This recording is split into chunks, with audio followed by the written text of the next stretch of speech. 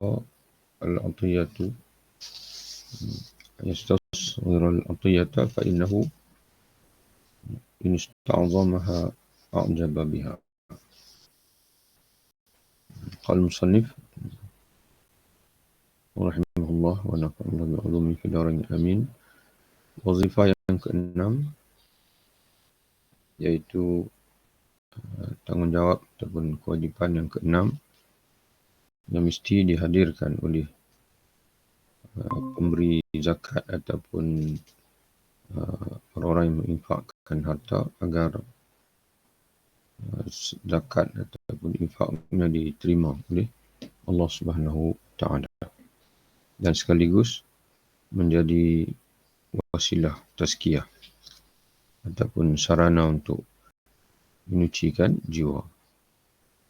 Jadi yang keenam, yang menganggap kecil pemberian kepada orang kerana jika dianggap besar, maka ia akan kagum kepadanya. Jadi dalam ketika kita bersedekah ataupun memberi zakat, anggaplah pemberian kita itu hanyalah kecil sahaja, tidaklah sebesar manapun. Supaya tidak timbul dalam hati kita perasaan ujub. Ya'jabul mar'i bi nafsih. Dalam satu hadis Nabi SAW bersabda, salasun muhlikatun. Ada 3 perkara yang membinasakan. Yang pertama, syuhul muta'un, sifat bakhil yang diikuti, muta'un. Mana seseorang itu dia terikut dengan sifat terlalu sayangkan harta. Yang kedua, hawa muttaba'un, hawa nafsu yang dipatuhi. Mana dia hidup dengan tunduk kepada nafsu.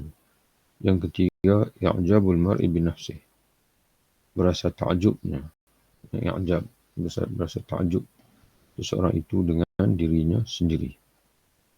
Maka di sini dia sebut kita perlu jika bersedekah atau mengeluarkan zakat, perlu hadir dalam hati kita bahawasanya apa yang kita berikan itu kecil, bukanlah suatu pemberian yang besar pun. Supaya tidak timbul takjub. Karena padahal ujub, kata dia, termasuk hal-hal yang membinasakan dan membatalkan amal. Jadi sebagaimana hadis yang kita baca tadi, salah satu daripada perkara yang binasakan, kata Nabi SAW, hadis yang diriwayatkan oleh Imam Al-Bazzar, salah satunya adalah i'jabul mar'i bi nafsih. Seseorang itu berasa takjub, berasa kagum dengan dirinya sendiri.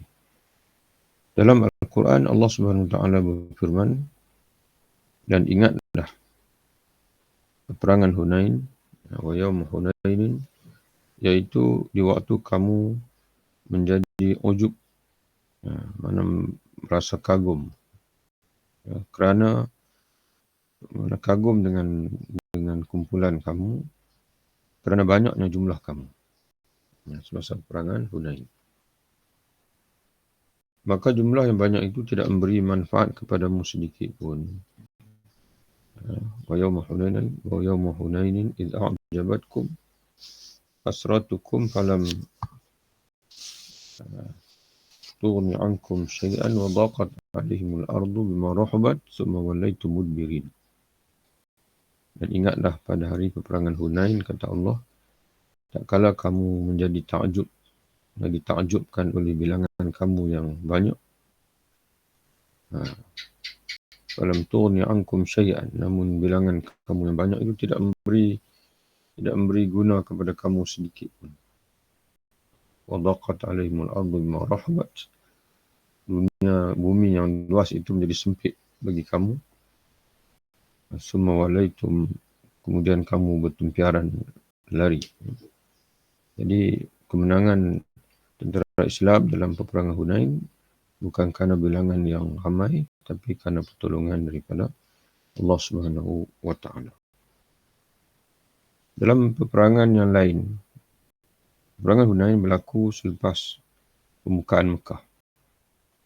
Islam sudah berada di puncak kegemilangan, di mana sarang musuh iaitu Mekah telah pun jatuh ke tangan kaum muslimin. Dan bila berlaku perang Hunain, maka bilangan kaum muslimin menjadi ramai. Itu 10,000. 10,000, tentera musuh pun 10,000. Dan ada kaul menyatakan tentera Islam 12,000, tentera musuh 10,000. Menyebabkan ada di kalangan pasukan Islam yang menyebutkan lam nughlab al-yawm min qillah. Pada hari ini kita tidak akan tewas lagi dengan sebab sedikit. Dan kalau dulu dalam peperangan-peperangan sebelum ini kita sedikit, kita boleh menang, sudah tentu dalam peperangan ini kita ramai, kita akan menang. Ya, jadi itu dipanggil dari segi matematik yang begitu.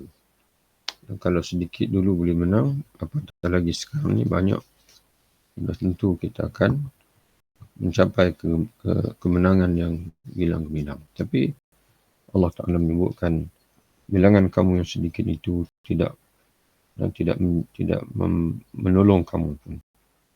Bahkan bumi yang sempit itu, bumi yang luas itu menjadi sempit bagi kamu apabila kamu diterkam oleh musuh secara tiba-tiba, Bani Hawazin, ya, dan kamu bertempiaran lari, tinggallah Nabi SAW dan juga sahabat-sahabat yang membentuk Qaidatus Sulbah, yang golongan teras pada masa dahulu. Maka mereka lah yang kekal bersama Rasulullah, dan Allah SWT menolong, memberi kemenangan kepada Nabi SAW, bukan dengan sebab bilangan kamu yang banyak, tetapi dengan pertolongan daripada dia. Dikatakan sesungguhnya jika anda menganggap kecil ketaatan, maka ketaatan itu menjadi besar di sisi Allah. Yang makna ada ulama yang menyebutkan setiap kali kita menganggap suatu ketaatan itu kecil, maka dia akan terangkat darjatnya menjadi besar di sisi Allah Subhanahu wa Ta'ala. Demikian pula kemaksiatan. Jika anda menganggapnya besar, maka di sisi Allah dia akan menjadi kecil.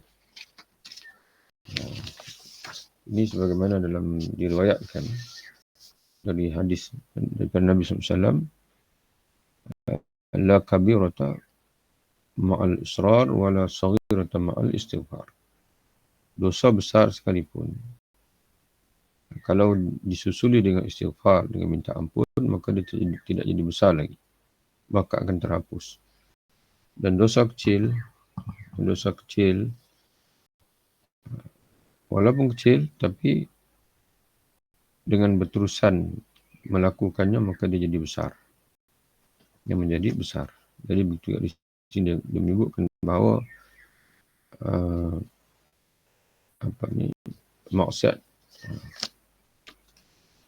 kemaksiatan, kata dia, jika anda menganggapnya besar, maka ia menjadi kecil. Maksiat walaupun besar, tapi bila kita menganggap walaupun kecil, tapi kita menganggapnya besar, bagaimana para sahabat menceritakan kami pada zaman kami dulu ketika bersama Rasulullah, suatu maksiat itu walaupun kecil, tapi kami merasakan seolah-olah gunung sedang berada di atas kepala kami yang menunggu masa untuk jatuh. Apabila kami melakukan maksiat walaupun kecil.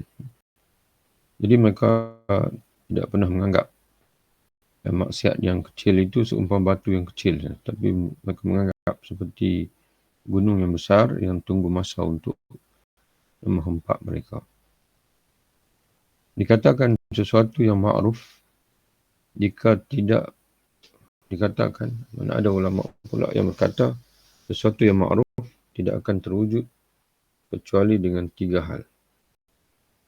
Makna sesuatu itu tidak akan dianggap sebagai ma'ruf, melainkan dengan adanya 3 perkara ini. Yang pertama, menganggapnya kecil. Yang pertama. Yang kedua, menyegerakannya, yang tidak menangguh-nangguhnya. Dan yang ketiganya adalah merahsiakannya dan tidak menunjuk.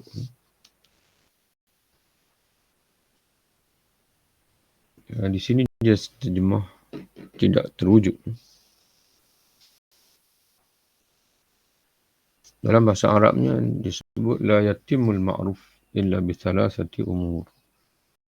Tidak sempurna suatu kebaikan itu melainkan dengan memiliki 3 ciri.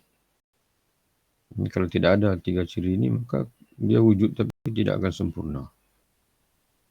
Ini sebaiknya dibetulkanlah. Tidak sempurna. Karena kalau kita nak jadikan kebaikan kita sempurna insya-Allah, maka hendaklah ada 3 benda ini. Yang pertama, jangan menganggap dia besar. Apa saja kebaikan kita buat, ibadat, sedekah dan sebagainya, anggapkanlah iaitu hanyalah kecil saja. Tidak seberapa pun. Dalam pengertian yang lain, kita memiliki hati yang tawaduk, rendah diri. Tidak berbangga-bangga dengan ibadat, dengan pemberian, dengan sedekah dan sebagainya. Itu yang pertama. Yang kedua, buat segera, jangan menangguh. Yang ketiganya adalah kalau tidak perlu, jangan ceritakan pada orang lain. Biarlah amalan itu menjadi rahsia kita dengan Allah Subhanahu wa Ta'ala. Mudah-mudahan terpelihara keikhlasan. Kemudian kata dia lagi, menganggap besar bukanlah membangkit-bangkit dan menyakiti.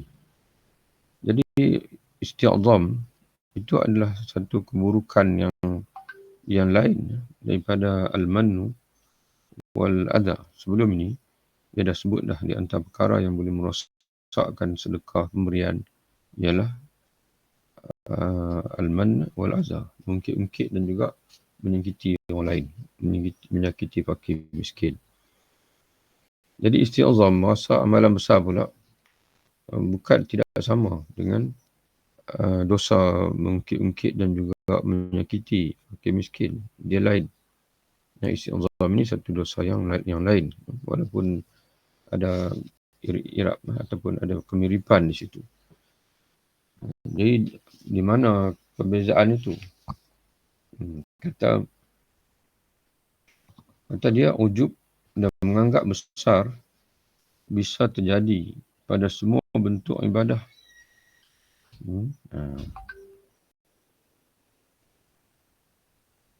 Menganggap besar bukanlah membangkit-bangkit dan menyakiti. Sebab seandainya ia memberikan hartanya untuk membangun masjid dan jabatan, maka ia bisa menganggapnya besar. Tetapi tidak bisa membangkit-bangkit dan juga menyakiti. Jadi seolah-olah timbulnya dosa al-man wal adha, mengungkit-ungkit dan juga menyakiti ini apabila yang kita beri itu kepada manusia. Kita beri kepada fakir miskin, lalu kita ungkit. Kamu tak ingat ke aku yang tolong kamu dulu? Begitu juga kita menyakiti. Kita beri pada fakir miskin, kita beri pada dia, tapi disusuli dengan ucapan yang menyakitkan hati dia. Kita kata pada dia, ambil ini, jangan minta lagi. Lepas ni, kamu ni tak habis-habis minta. Tak boleh kau usaha sendiri. Itu makna kita menyakiti dia.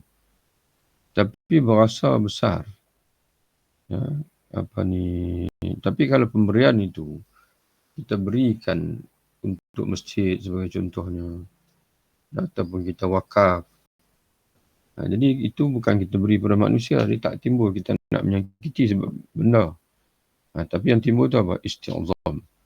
Dalam hati kita itu hadir, aku ni hebat, aku beri itu, beri ni, akulah paling banyak memberi.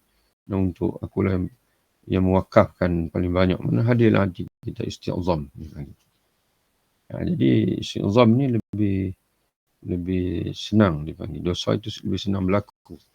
Dan kerana dia hadir dalam hati kita. Dan tanpa kewujudan orang lain pun di depan kita. Ujub dan menganggap besar pemberian bisa terjadi pada semua bentuk ibadah. Tidak semestinya ibadah itu yang membabitkan orang lain. Kadang-kadang ibadah yang tidak membabitkan orang lain pun. Maka dia boleh timbul rasa kagum dengan diri sendiri. Sedangkan ubatnya adalah ilmu dan amal. Jadi macam mana nak mengubati penyakit istizam ini, merasa pemberian itu besar, dia kata diubati dengan ilmu dan juga amal. Ilmu yang dimaksudkan ialah mengetahui, yang mana dalam kita mempunyai pengetahuan bahawa 10 atau kurang dari itu adalah bahagian yang kecil dari yang banyak.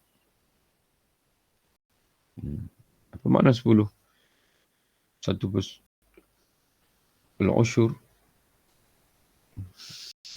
dia 10%. 10% ni adalah zakat yang paling banyak lah. Yang zakat yang paling banyak, iaitu zakat pertanian. Atau kurang dari itu, 5%. Zakat pertanian juga jika sekiranya pengayaran itu sepenuhnya daripada kita. Dan 25% iaitu zakat emas dan zakat perniagaan dan sebagainya. Jadi kita kena tahu bahawasanya hatta kita bagi zakat pertanian sekalipun, baru 10%. 10% daripada sekian banyak harta yang Allah Ta'ala beri pada kita. Jadi kita bukan bagi 90% pun. Kita hanya bagi 10% saja. Kita bagi pada fakir miskin 1,000. Contohnya, kita jamu makan fakir miskin dengan nilai RM1,000. RM1,000.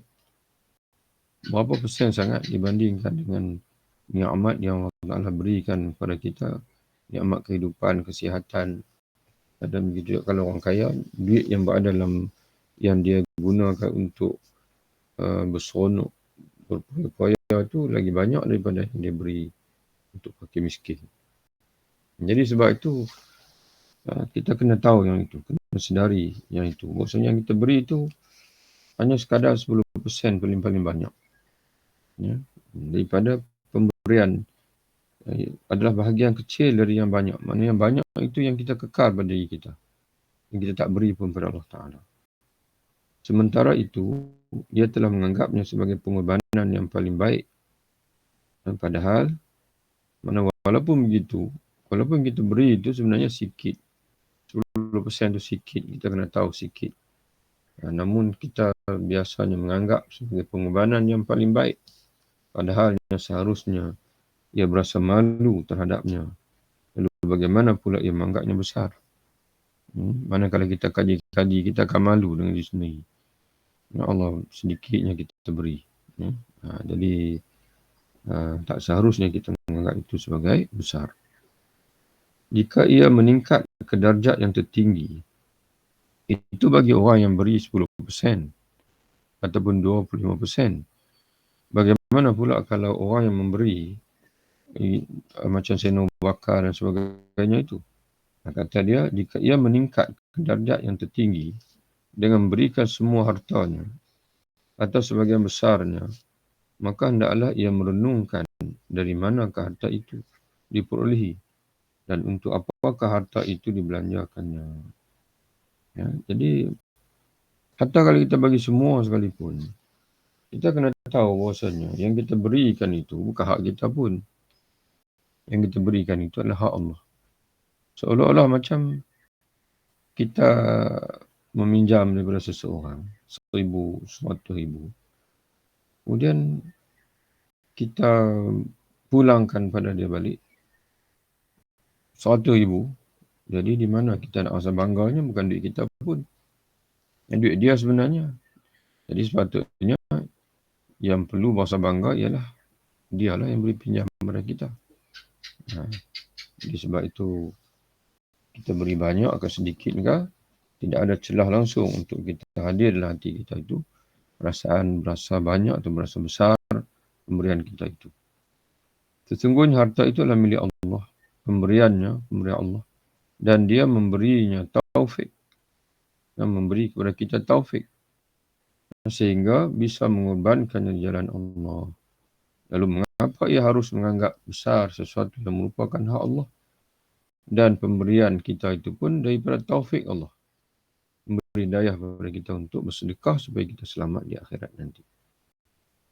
Jika posisinya menuntut agar ia memandang ke akhirat, bahawa ia mengorbankannya untuk mendapat pahala, maka mengapakah pula ia menganggap besar pengorbanan yang dengan pengorbanan itu akan melipat gandakan pahala untuknya yang mana sangat dinanti-nantikan. Jadi kalau kita kata kita memberi itu kerana akhirat, yang mana untuk kita selamat di sana dan kita diberi pahala berganda-ganda, maka untuk apa kita berasa benda pemberian itu besar? Ya, sedangkan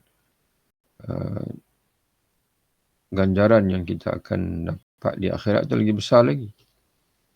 Jadi sebab itu kesimpulannya adalah bila-bila masa pun tidak ada alasan ni bagi. Tidak ada alasan langsung untuk kita merasai pemberian kita itu adalah besar. Sedangkan amal yang dimaksudkan ialah hendaknya ia memberikannya dengan disertai rasa malu. Sedangkan amal pula. Okey, selesai tadi. Mengubati perasaan takjub dengan ilmu. Itu naklah kita mengetahui yang pertama bahawasanya yang kita berikan itu kalau kita beri itu kadar zakat lah, kita kata 10%, maka kita kena menyedari bahawasanya yang kita tak berikan itu lagi banyak. Daripada yang kita berikan. Terlalu sikit. Itu yang pertama. Yang kedua, hatta orang yang beri semua hartanya sekalipun, hendaklah dia menyedari bahawasanya yang dia berikan itu bukan harta dia pun, harta daripada Allah. Harta daripada Allah Subhanahu wa Ta'ala. Dia pulangkan milik Allah Ta'ala saja. Yang ketiga, hendaklah dia menyedari bahawasanya tujuan dia memberi itu adalah untuk akhirat. Bukan untuk bangga-bangga. Dan di akhirat nanti dia akan dikurniakan pahala yang berlipat ganda oleh Allah. Maka orang yang beramal untuk akhirat tidak sesuai untuk dia menghadirkan perasaan takjub, berasa besar segala pengorbanan yang dia berikan. Sedang amal pula, macam mana pula untuk kita mengubati penyakit takjub dengan amalan. Sedang amal pula, yang dimaksudkan ialah hendaknya ia memberikannya. Jadi yang ni asal tak perlu ni. Sedang amal pula, yang ni mengubati dengan amal pula ialah mengubati penyakit takjub dengan amalan pula, iaitu hendaklah ia memberikannya. Yang ni setiap kali dia memberi infak, mengeluarkan zakat, hendaklah dengan disertai rasa malu. Mana malu? Kerana kekikiran. Mana kerana dia masih bakhil. Kenapa dia masih bakhil walaupun telah beri? Iaitu dia masih menahan sisa hartanya, ini baki hartanya, untuk diberikan kepada Allah. Sehingga keadaannya penuh penyesalan dan rasa malu seperti keadaan. Sehingga keadaannya dengan penuh rasa kesal. Seolah macam, ya Allah, aku tak mampu, ya Allah, nak beri lebih banyak lagi. Padahal apa yang kau beri, nikmat yang kau beri kepada aku itu banyak. Tapi kadar ini saja yang aku mampu untuk bersedekah. Seperti keadaan orang yang menuntut pengembalian barang titipan, lalu ia menahan sebahagiannya. Seperti dia panggil malunya kita di hadapan seorang yang menuntut balik barang yang dia suruh kita pinjam. Dia minta balik dekat kita. Tapi kita hanya boleh bagi separuh saja. Jadi macam mana perasaan kita? Kita pinjam kereta orang lain. Kemudian dia datang nak ambil. Dan kita kata, Allah minta maaf banyak-banyak lah. kereta yang saya pinjam ni rosak. Ya, saya boleh bagi dalam keadaan dah tak sempurna, rosak. Jadi macam mana kita nak cerita dekat dia tu? Penuh dengan rasa malu. Rasa kesal dia bagi. Jadi begitulah juga Allah Ta'ala bagi kita, pada kita harta banyak. Tapi kita hanya boleh pulangkan semula kepada Allah sedikit saja.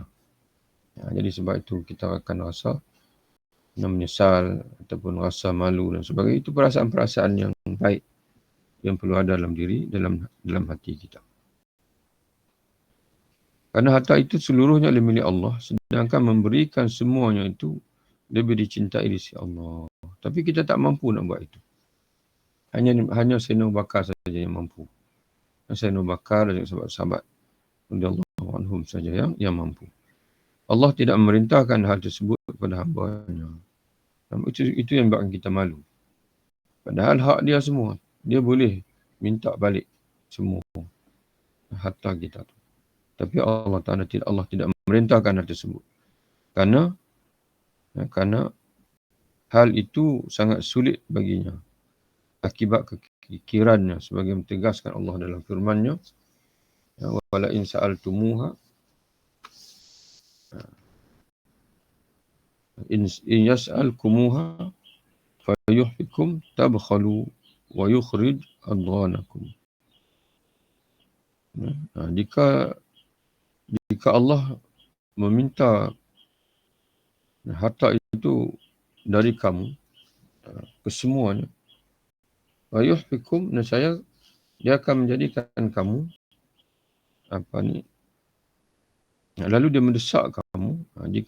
Jika Allah memintanya dari kamu, lalu dia mendesak kamu untuk memberikan kesemua harta kamu, tabkhalu, nescaya di sini terjemah, nescaya kamu akan kikir, kamu akan bakhil, mana kamu tak akan dapat memberi, tak akan memberi pun.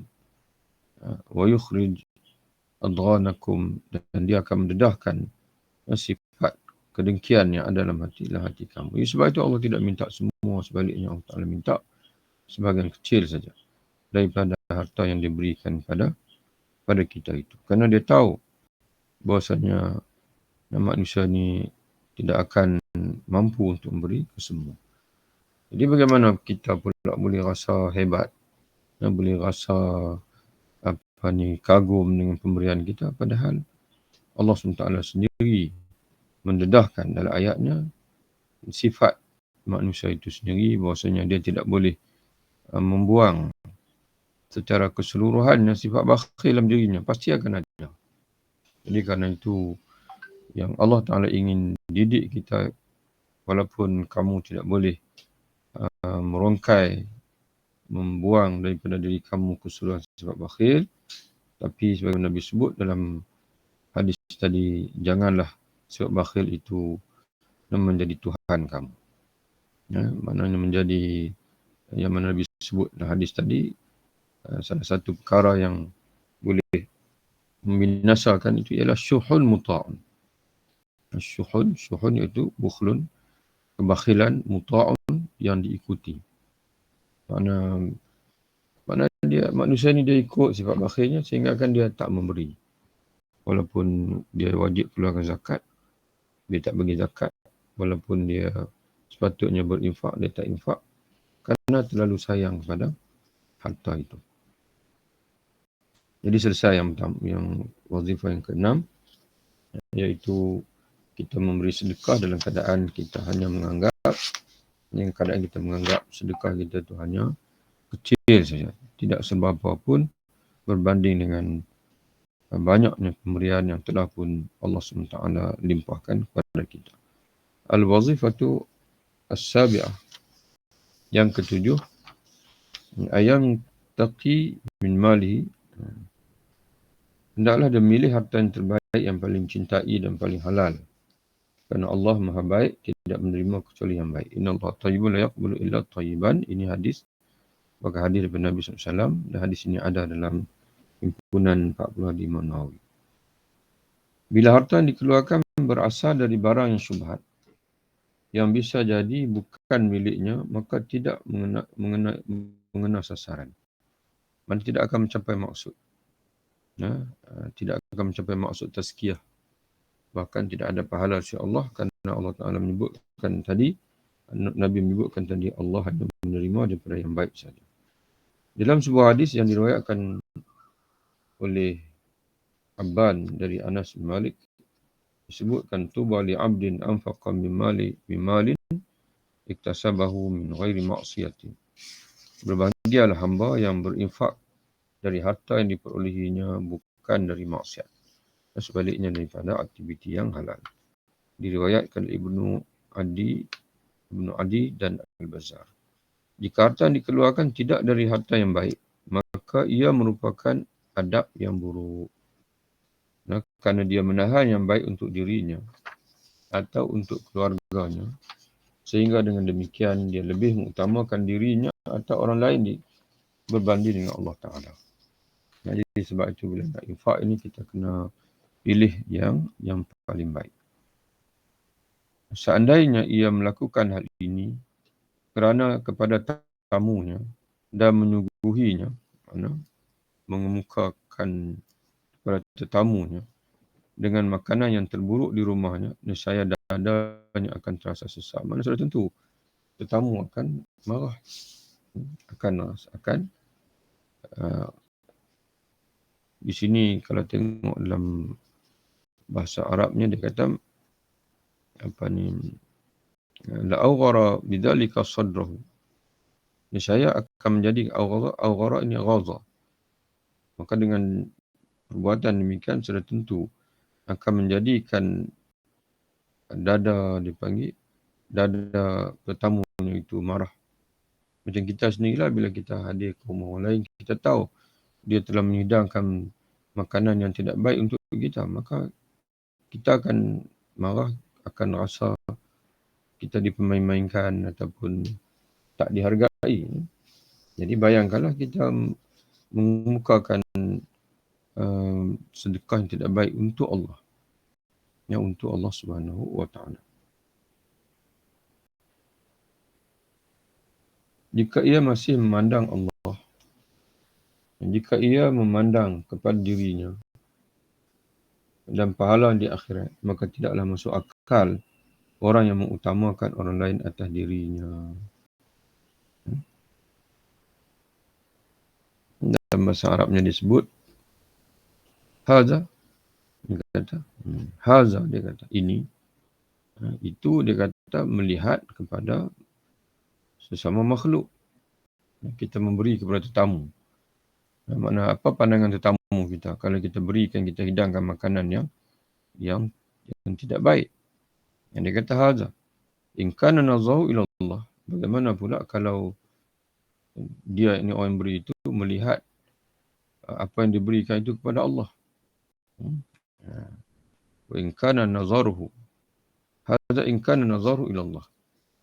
Haza in kana nazaruhu ila Allah. Itu dia panggil. Ada sikit kesilapan kita tafsir tadi. Dia kata hadza in kana nazaru ila Allah. Itu kalau kita lihat dari perspektif apa yang kita beri itu dengan melihat pemberian itu kepada Allah. Mana tak sepatutnya kita memberi kepada Allah sesuatu yang jelek, sesuatu yang tidak baik. Seumpama dikiaskan kita kata kita beri kepada tetamu. Mana tetamu akan marah. Lebih-lebih lagi Allah SWT akan marah kepada kita. Kemudian kata dia, wa in kana nazaru ila nafsih, kalau kita tengok dari perspektif kita pula sendiri pula. Dan juga wasawabu fil akhirah, dan juga pahala yang kita cari di akhirat. Falaisa bi'aqilin, maka tak masuk akal. Dipanggil tak masuk akal man yu'siru ghairuhu ala nafsih. Orang yang mengutamakan orang lain ke atas dirinya sendiri. Makna apa ni? Kita memberi.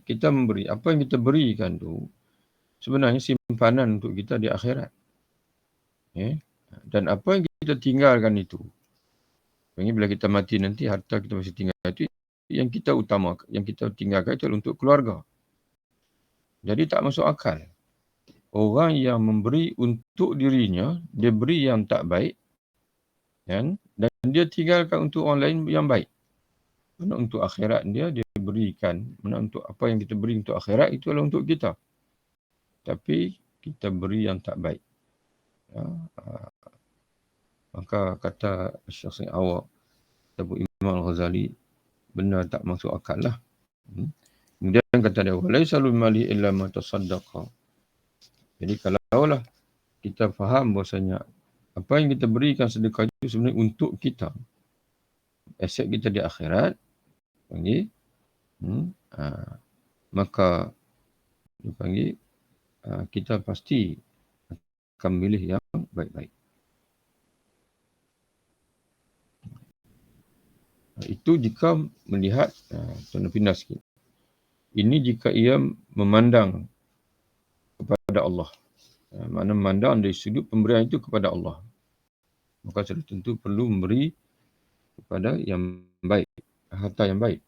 Jika ia memandang kepada dirinya, di sudut diri sendiri, dan juga pahala di akhirat, maka tidaklah masuk akal orang yang mengutamakan orang lain atas dirinya. Makna mengutamakan, dipanggil meninggalkan harta kepada keluarga yang baik-baik, tapi dia berikan untuk aset dari akhirat daripada harta yang tidak baik. Itu tidak masuk akal. Sesungguhnya harta yang menjadi miliknya adalah harta yang disedekahkan. Sedangkan harta yang dimakannya pasti musnah. Ataupun ditinggalkan oleh keluarga, juga bukan harta dia. Ini sebenarnya ada hadis Nabi SAW. Nabi pernah tanya sahabat-sahabat, siapa di kalangan kamu harta warisnya lebih dia sukai daripada harta dia sendiri? Siapa di kalangan kamu harta waris-warisnya lebih dia sukai daripada harta dia sendiri? Lalu para sahabat menjawab, tidak ada ya Rasulullah. Semua kami hanya menyukai harta kami sendiri. Kami tidak suka harta waris-waris kami. Mana macam kita ada anak-anak lah. Walaupun harta anak-anak kita memang kita suka, tapi paling kita suka harta kita lah. Sebab harta kita itu aset kita. Kita boleh guna. Harta anak-anak ni boleh tengok saja. Lalu Nabi menjawab, kalau begitu, harta kamu ialah apa yang kamu sedekahkan. Adapun yang kamu tinggalkan itu semua akan menjadi harta waris kamu. Karena harta bisa habis bila dimakan di dunia ini, maka tidaklah masuk akal jika membatasi pandangan hanya pada dunia dan tidak menyimpannya untuk akhirat. Alladhi ya'kulu qada'i watrin fil hal. Jadi segala yang kita makan di dunia ataupun yang kita tinggalkan untuk waris-waris kita, aset-aset kita dan sebagainya, dan semuanya itu adalah duniawi. Laisa minal aqli qasrun nazar. Yang orang berakal dia tidak akan memendekkan pandangannya hanya kepada dunia. Sebaliknya dia akan menyimpan aset untuk akhirat, dan sudah tentu simpanan itu dia akan simpan yang paling baik. Firman Allah Subhanahu wa taala, ya ayyuhalladzina amanu anfiqu min thayyibati ma kasabtum wa mimma akhrajna lakum minal ardh wa la tayammamul khabitha minhu tunfiquna wa lastum biakhidhihi illa an tughmidu fihi. Wahai orang-orang beriman, nafkahkanlah di jalan Allah dengan sebahagian dari hasil usahamu yang baik-baik dan sebahagian dari apa yang kami keluarkan dari bumi untuk kamu. Jadi Allah Ta'ala selalu ulang dalam Quran, at-tayyibat, halalan tayyiban, minat tayyibat. Maknanya yang baik-baik, yang halal lagi baik. Dan janganlah kamu memilih yang buruk-buruk, lalu kamu nafkahkan daripadanya. Padahal kamu sendiri tidak mau mengambilnya, melainkan dengan memicing mata. Ya, dengan tughmidu fi, dan dengan dipanggil dalam ini diterjemahkan, dia kata tughmidu fi ay la ta'khudhuhu illa ma'a karahiyah.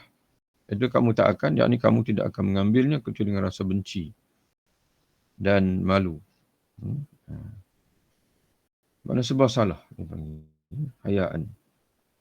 Mana kalau ambil pun tak nak ambil, tapi tak kita ambil segi orang kecil hati pula. Gitu. Ya. Sebab itu kita kena beri yang baik-baik. Di dalam sebuah hadis, dalam sebuah riwayat disebutkan 1 dirham mengalahkan 100,000 dirham. Ya, ada kalanya seorang tu memberi 1 dirham saja. Yang seorang lagi memberi 100,000 dirham. Tapi dari segi kualitinya itu kata Nabi SAW mengalahkan walaupun 1 dirham tapi mengalahkan 100,000 dirham. Hadis riwayat An-Nasa'i dan Ibnu Hibban. Ia mensahihkan. Yang kata Imam Ibnu Hibban hadis sahih. Kerana ini ditafsirkan. Macam mana 1 dirham boleh menewaskan 1 dirham? Kerana 1 dirham tersebut dikeluarkan dari harta yang terbaik dan paling berharga sehingga keluar dengan hati redha dan gembira. Sedangkan 100 dirham tersebut dikeluarkan dari harta yang tidak disukai Allah, yang menunjukkan bahawa ia tidak mengutamakan Allah. Ya, dia mengutamakan dirinya sendiri, ya, atau bentuk bangga-bangga dan sebagainya. Jadi demikianlah 2 wazifah yang kita baca, dan insyaAllah tinggal 1 wazifah lagi, wazifah yang ke-8. Wallahu a'lam bishawab. Sehingga kita berjumpa lagi insyaAllah. Wabillahi taufiq. Assalamualaikum warahmatullahi wabarakatuh. Terima kasih Ustaz. Terima kasih Ustaz. Jumpa lagi insyaAllah. Terima